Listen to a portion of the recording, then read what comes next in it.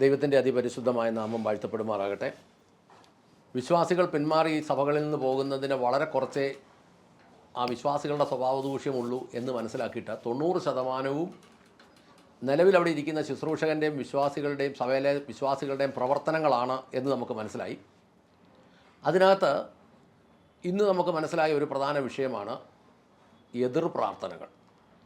ഈ എതിർ പ്രാർത്ഥനകൾ എന്ന് പറഞ്ഞാൽ ഈ പഴയ നിയമ കാലഘട്ടത്തിൽ ദാവീദൊക്കെ പ്രാർത്ഥിക്കുന്ന ചില പ്രാർത്ഥനകളുണ്ട് എന്ന് പറഞ്ഞാൽ അന്നത്തെ കാലത്ത് പിശാചിനെ പ്രത്യക്ഷമായിട്ട് ഇവർക്ക് അറിയില്ലായിരുന്നു, വ്യക്തികളെയായിരുന്നു ഇവർക്കറിയാമായിരുന്നത്. ഈ വ്യക്തികളുടെ ഉള്ളിൽ പിശാച് കയറിയിട്ടാണ് ഈ കളി കളിക്കുന്നത്, അല്ല സാത്താൻ കയറിയിട്ടാണ് ഈ കളി കളിക്കുന്നത് അവർക്ക് അറിയത്തില്ല. അതുകൊണ്ട് അവർ വ്യക്തികൾക്കെതിരെയായിരുന്നു. അതുകൊണ്ടായി എൻ്റെ ശത്രുവിൻ്റെ തല തകർക്കണമെന്നൊക്കെ പ്രാർത്ഥിക്കുന്നത്. പുതിയ നിയമ കാലഘട്ടത്തിൽ ഇതിൻ്റെ പ്രശ്നങ്ങളുടെ എല്ലാം മൂല കാരണം സാത്താനാണ്, അല്ലെ പൈശാചിക ശക്തിയാണ് എന്നതുകൊണ്ടാണ് പറയുന്നത് നമുക്ക് പോരാട്ടമുള്ളത് ജഡരക്തങ്ങളോടല്ല എന്നത്. എന്നാൽ നിർഭാഗ്യം എന്ന് പറയട്ടെ, നമ്മുടെ നാട്ടിലെ പെന്തക്കോസ്തുകാർക്ക് സത്യം പറഞ്ഞാൽ വിശ്വാസികൾക്ക് ഈ കാര്യം പിടികിട്ടിട്ടില്ലെന്നുള്ളതാണ് എനിക്ക് തോന്നുന്നത്. അതുകൊണ്ട് അവർ ഒരുത്തൻ പിണങ്ങിക്കഴിഞ്ഞാൽ അവനെ പ്രാർത്ഥിച്ച് ഇല്ലായ്മ ചെയ്യും എന്നത് അനുഭവത്തിലുള്ളതാണ്. എന്നോടൊരുത്തൻ നേരിട്ട് പറഞ്ഞിട്ടുണ്ട്, തൂങ്ങി ആടാൻ വേണ്ടി പ്രാർത്ഥിക്കുമെന്ന്, മരത്തെ തൂങ്ങി ആടാൻ വേണ്ടി ഉപവസിച്ച് പ്രാർത്ഥിക്കുമെന്ന്.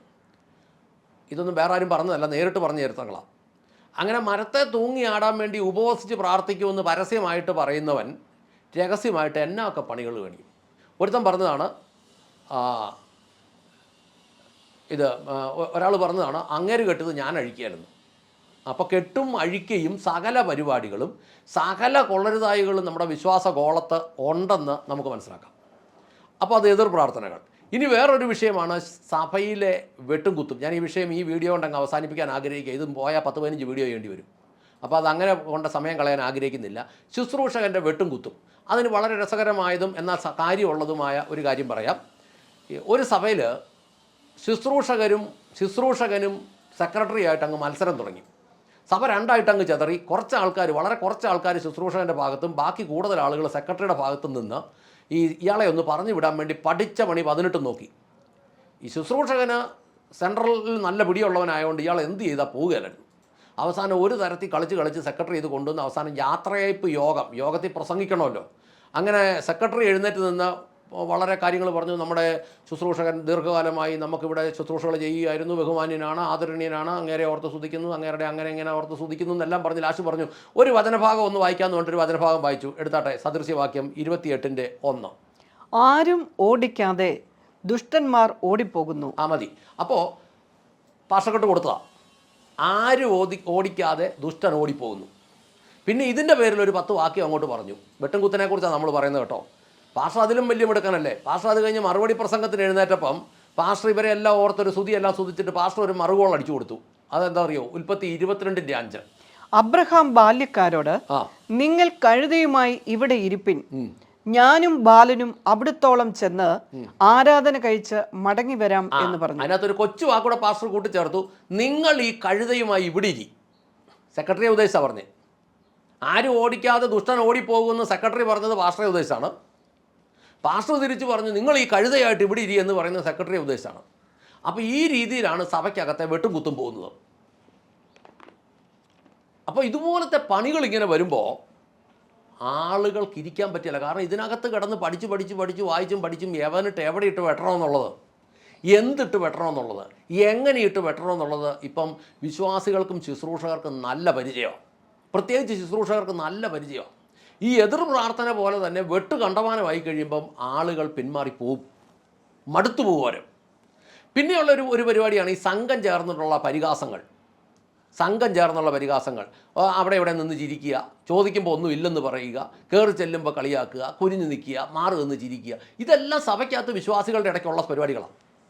ഇനി അടുത്തൊരു പരിപാടിയാണ് ഈ മനഃപൂർവ്വമുള്ള ഒഴിവാക്കൽ. അത് ഈ കൂടുതലും ആഭരണമില്ലാത്ത സഭകളിൽ അല്ലെങ്കിൽ അങ്ങനെയുള്ളവർക്ക് മുൻതൂക്കമുള്ള സഭകളിൽ ആഭരണമുള്ളവരൊന്ന് ചെന്ന് പെട്ടാൽ, പുതിയ വിദ്യാർത്ഥി കോളേജിൽ അഡ്മിഷൻ എടുത്ത ആദ്യത്തെ വർഷമൊക്കെ ഡിഗ്രിക്കൊക്കെ ചെല്ലുന്നവർ ചെന്ന് പെടുമ്പോൾ റാഗിങ്ങുകാരുടെ മുന്നേ ചെന്ന് പെട്ട പോലെ ആയിപ്പോവും. ഈ ആഭരണമില്ലാത്ത പഴയ അമ്മാമ്മമാരുടെ സംഘത്തിൻ്റെ മുമ്പിലോട്ട് ഈ ആഭരണമുള്ള ഒരു പുതിയ വിദ്യാർത്ഥി വന്ന് പെട്ടാൽ ആ റാഗിങ്ങിൻ്റെ കൊടിയ പീഡനം അവരനുഭവിക്കേണ്ടി വരും. ഇത് നമ്മൾ പല സ്ഥലത്തും നമ്മൾ കണ്ടിട്ടുള്ളതാണ്. അമ്മമാർ വളഞ്ഞിട്ട് ആക്രമിക്കും. ഇവർ പഴയ സീനിയർ ആൾക്കാരല്ലേ, ഇവരെടുത്തിട്ട് കീച്ചും. അപ്പോൾ അതൊന്ന്. പിന്നെയുള്ള ഒരെണ്ണമാണ് ഈ അപകർഷണങ്ങൾ, അതായത് ശുശ്രൂഷ കാണിച്ചിട്ടുള്ള മോഹങ്ങൾ. 4 കുറ്റം പാസ്റ്റർക്ക് ഇഷ്ടമില്ലാത്തൊരു വിശ്വാസിയെക്കുറിച്ച് ഒരാൾ എന്നൊരു 4 കുറ്റം പാസ്റ്ററോട് പറയാം, പാസ്റ്റർ എന്നാൽ ഒരു 5 വരുന്ന ആഴ്ച ആരാധനയും എടുത്തു. അപ്പോൾ ഇവന് മനസ്സിലാകും ഈ കുറ്റം പറഞ്ഞാൽ ഈ അപകർഷണം കിട്ടുമെന്ന്.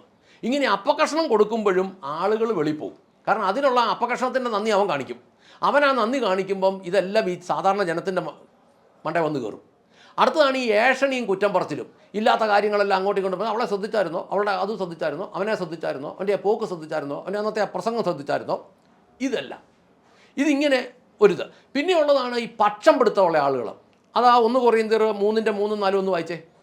1 കൊറിന്ത്യർ 3-ാം അധ്യായത്തിന്റെ 3-4 വാക്യങ്ങൾ. നിങ്ങളുടെ ഇടയിൽ ഈർഷ്യയും പിണക്കവും ഇരിക്കെ നിങ്ങൾ ജഡികന്മാരും ശേഷം മനുഷ്യരെ പോലെ നടക്കുന്നവരുമല്ലയോ?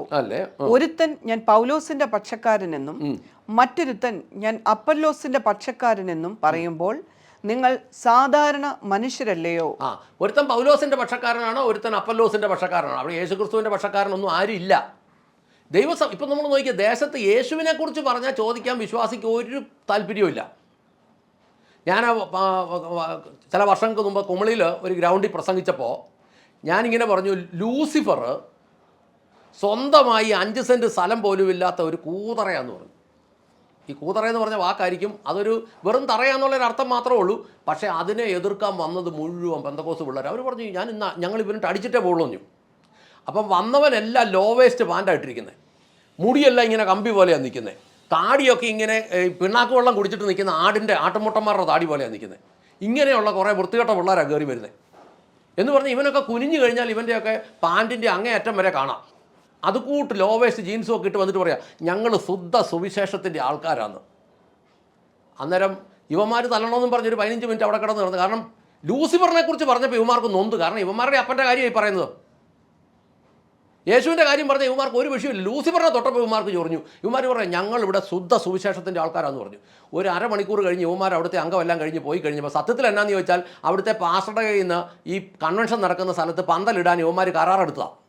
അപ്പം വേറൊരു പാസ്റ്റർ ഇവന്മാർക്ക് പൈസ കൊടുത്തിട്ട് പറഞ്ഞ് പന്തലിടരുത്, മഴയുള്ള സമയമാണ്, പന്തലിടാവെന്നും പറഞ്ഞ് സമയം വരെ നിന്നിട്ട് സമയത്ത് നിങ്ങൾ മാറിക്കളയണം, പന്തലിടരുത്, മഴ പെയ്തത് നനഞ്ഞു പോട്ടെ. അപ്പോൾ ഈ കരാറെടുത്തിട്ട് മഴ പെയ്യാതെ വന്നതിൻ്റെ വാശി ഇവന്മാർ തീർത്തതായത്. ഇത് പിന്നീടാണ് മനസ്സിലാകുന്നത്. പക്ഷേ അവന്മാർ പറഞ്ഞത് അവന്മാരുടെ അപ്പൻ ലൂസിഫറെ കുറിച്ച് പറഞ്ഞപ്പോൾ അവന്മാർ കയറി പിടിച്ചു. ഇതുകൂട്ട് ആൾക്കാരും ബന്ധുക്കൂസിലുണ്ട്. പിന്നീട് അപ്പച്ചനോട് ചോദിച്ചപ്പോൾ അപ്പച്ചൻ പറഞ്ഞു അവന്മാർ ഈ നാട്ടിലെ അറിയപ്പെടുന്ന കൊള്ളുകലാത്തവന്മാരാ, സഭയെ വരുന്നതേ ഉള്ളെന്ന് പറഞ്ഞു. ഇത് ഇവന്മാരെ കാണുമ്പോൾ അറിയാം, മുടിയൊക്കെ ഇങ്ങനെയാണ് ഇരിക്കുന്നത്, ഒരു ചാക്കിട്ട് തലയിലോട്ട് വെക്കണേ ചിമ്മാട് എക്സ്ട്രാ വേണ്ട, ഇങ്ങനെ മുകളിലോട്ട് നിൽക്കുക. ഇങ്ങനെയുള്ള സാധനങ്ങളും ഇതിനകത്തുണ്ട്. ഇവരുടെ എല്ലാം പ്രവർത്തനം വരുമ്പോഴത്തേനും ഇതെല്ലാം ശുശ്രൂഷകന്മാരുടെ അടിമകളാണ് എന്ന് പറഞ്ഞാൽ കൊട്ടേഷൻകാരാണ് ഇവരൊക്കെ. ഇനി അടുത്തത് ഈ ആദ്യ സ്നേഹം കൊണ്ട് പറ്റുന്ന കളിപ്പിക്കലുകൾ. ഈ ആദ്യ സ്നേഹത്തിൽ ഇങ്ങനെ വരുമ്പോൾ ആണല്ലേ പറയുന്നത് എല്ലാം വിറ്റ് കാക്കൽ വെക്കുക. അങ്ങനത്തെമാരുണ്ടല്ലോ ഇവിടെ, വിറ്റ് കാക്കൽ വെപ്പിക്കുന്നവന്മാർ. സ്വർണ്ണ ഊരി എറിയുക, വാരി വിതറുക, ഇതെല്ലാം ഇതിൻ്റെ കളികളാണ്. ഇതെല്ലാം ആദ്യ സ്നേഹത്തെ പറ്റുന്നതാണ്. പിന്നെ പറ്റുന്നതെന്ന് വെച്ചാൽ ശുശ്രൂഷകൻ്റെ അറിവില്ലായ്മ, ശുശ്രൂഷകൻ്റെ വെളിവില്ലായ്മ, ഇങ്ങനെയെല്ലാം കൂടെ വന്നു കഴിയുമ്പോഴത്തേനും മനുഷ്യൻ മടുത്തുപോകും. പിന്നെ ഈ ശുശ്രൂഷകരുടെ സ്ഥാപനങ്ങളിലെ ഉള്ളറകളിലെ രഹസ്യങ്ങൾ അറിയുമ്പോൾ വിശ്വാസികൾ പിന്മാറിപ്പോവും. ഉള്ളറകളിലോട്ടൊക്കെ ചെല്ലുമ്പോൾ ഇതിനകമൊക്കെ ശരി സ്വതം കോമോറയാണ്. നിങ്ങൾ വിചാരിക്കരുത് ഈ ബൈബിൾ എടുത്തവനെല്ലാം ശുശ്രൂഷകനാണെന്ന്. ഇവരെയൊക്കെ ഇവരുടെ ഫലം കൊണ്ട് തിരിച്ചറിയാവുന്ന, ഫലം കൊണ്ട് തിരിച്ചറിയുന്നതിൻ്റെ അകത്ത് കയറി ചെല്ലണം. വെളിയിൽ കാണുന്ന സ്വത്രം പോലെയൊന്നുമല്ല അകത്തെ സൂത്രം ഇരിക്കുന്നത്. അതുകൊണ്ട് ഈ പുറത്തെ മനുഷ്യൻ വേറെ, അകത്തെ മനുഷ്യൻ വേറെ. അകത്തെ മനുഷ്യൻ കള്ളനും കപടനും കൊതിയനും ദ്രവ്യാഗ്രഹിയും ആഗ്രഹിക്കുമ്പോൾ പുറത്ത് നല്ല വെള്ള ഷർട്ടും കറുത്ത പാൻറ്റും നല്ല ടൈയും നല്ല സംവിധാനവും വെളുത്ത ചിരിയൊക്കെ ആയിരിക്കും. അപ്പോൾ പൗലോസ് കൊരിന്ത്യർ ലേഖനത്തിൽ പറയുക കാണുന്നത് താൽക്കാലികം, കാണാത്തത് നിത്യം. അപ്പോൾ ഈ ഉള്ളിലുള്ളവൻ പുതുക്കം പ്രാപിച്ചാൽ വെളിയിലുള്ള മനുഷ്യൻ ഒഴിഞ്ഞു പോകും. ഈ ലോകത്തിലെ സാധാരണക്കാരനായ ഒരുവനായി സഭയ്ക്കകത്ത് കയറിയിട്ട് വചന ശുശ്രൂഷയാൽ അവൻ്റെ ഉള്ളിലുള്ളത് വെളിപ്പെട്ടിട്ട് അതിൽ ആ മോശമുള്ളതിനെ അവൻ ഉപേക്ഷിച്ച് അവൻ യോഗ്യനായിട്ട് നിൽക്കുന്നില്ലെങ്കിൽ അവൻ 2 മനുഷ്യനായിട്ട് കടന്ന് കളിക്കും. എന്ന് പറഞ്ഞാൽ സഭയ്ക്കകത്ത് വരുമ്പോൾ ഒരു മനുഷ്യനും പുറത്തു പോകുമ്പം ഒരു മനുഷ്യനും. അങ്ങനെയാണെങ്കിൽ അങ്ങനെയുള്ളവരുടെ പ്രവർത്തനം മൂലം വിശ്വാസികൾ സഭകളിൽ നിന്ന് പിന്മാറിപ്പോവും. ഞാൻ ഉറപ്പായിട്ടും വളരെ സങ്കടത്തോടെ പറയട്ടെ, നമ്മുടെ കേരളത്തിലെ സഭകളിൽ നിന്ന് പിന്മാറിപ്പോയിട്ടുള്ളതിൽ 95%, 90 ഞാൻ മുമ്പേ പറഞ്ഞത്, ഇപ്പം ഞാൻ വീണ്ടും കയറി പിടിക്കുന്നു, 95% വിശ്വാസികളും പിന്മാറിപ്പോയത് പാപമൂലമല്ല, ശുശ്രൂഷകരുടെയും സഭയിലെ മൊണ്ണ വിശ്വാസികളുടെയും നടപടികൾ മൂലമാണെന്ന് ഞാൻ നിങ്ങളെ ഓർമ്മിപ്പിക്കുന്നു. അതുകൊണ്ട് നിങ്ങളൊന്ന് മാനസാന്തരപ്പെട്ടിട്ട് ഈ ശുശ്രൂഷകരുടെയും നിലവിലുള്ള വിശ്വാസികളുടെയും ഭാഗത്തുനിന്ന് ഒരു നീക്കം നടന്നാൽ ഒത്തിരി വിശ്വാസികൾ തിരികെ സഭയിൽ വരും. നിങ്ങൾ കാണിച്ച കൊള്ളരുതായികൾ അതിൽ മാനസാന്തരപ്പെടണം. കർത്താവ് പാപികളെ തേടിയാ വന്നത്, പൊന്മോതിരമുള്ള പണക്കാരനെ തേടിയാ വന്നതെന്ന് നിങ്ങൾ ധരിക്കരുത്. പൊന്മോതിരമുള്ള പണക്കാരൻ സഭയിൽ വരുന്നതിൽ എനിക്ക് എതിരൊന്നുമില്ല. പക്ഷേ എല്ലാവരും സഭയിൽ ഒരുപോലെ അല്ലെങ്കിൽ സഭയിൽ നിന്ന് ആളുകൾ പുറത്തു പോകും. അങ്ങനെ പോയവരെ ഓർത്ത് നമുക്കിപ്പോൾ പ്രാർത്ഥിക്കാം. എൻ്റെ കർത്താവേ, ദൈവത്തിൻ്റെ സഭയിൽ നിന്ന് വചനത്തിന് വിരുദ്ധമായിട്ടുള്ള പ്രവർത്തനം മൂലം പുറത്തുപോയ ആളുകളെ കർത്താവെ, ആ വചനത്തിന് വിരുദ്ധമായ പ്രവർത്തികൾ ചെയ്ത ശുശ്രൂഷകരും അവരുടെ സഹായികളും സഭയ്ക്കകത്തുള്ള വിശ്വാസികളും എല്ലാവരും ചേർന്ന് ചെയ്തത് അനേകർ പിന്മാറിപ്പോകാൻ ഇടയായിട്ടുണ്ടെങ്കിൽ ദൈവമേ, അങ്ങനെ പ്രവർത്തിച്ചവരോട് ദൈവം ക്ഷമിക്കുകയും അവർ മാനസാന്തരപ്പെട്ട് ആ വ്യക്തികളുടെ അടുത്ത് പോയി ക്ഷമ പറഞ്ഞ് അവരെ തിരിച്ചു കൊണ്ടുവരുവാൻ ദൈവം ഇടയാക്കണമേ എന്ന് പ്രാർത്ഥിക്കുന്നു. അനേകർ ഇന്ന് വേദനകളാൽ ഭാരങ്ങളാൽ സഭകളിൽ നിൽക്കുന്നെങ്കിൽ, അനേകർ വെട്ടും കുത്തും കൊണ്ട് പ്രയാസപ്പെട്ട് നിൽക്കുന്നെങ്കിൽ കർത്താവെ, അവിടെയെല്ലാം കർത്താവിൻ്റെ ഒരു വലിയ വിടുതൽ ഇറങ്ങി വരണമേ എന്ന് പ്രാർത്ഥിക്കുന്നു. കർത്താവെ, എല്ലാവരെയും അനുഗ്രഹിക്കണമേ, കൃപയാ നടത്തണമേ. അങ്ങ് പ്രാർത്ഥന കേട്ട് അനുഗ്രഹിച്ച കൃപയ്ക്ക് നന്ദി. യേശു ക്രിസ്തുവിൻ്റെ ധന്യമുള്ള നാമത്തിൽ തന്നെ. ആമേൻ, ആമേൻ, ആമേൻ.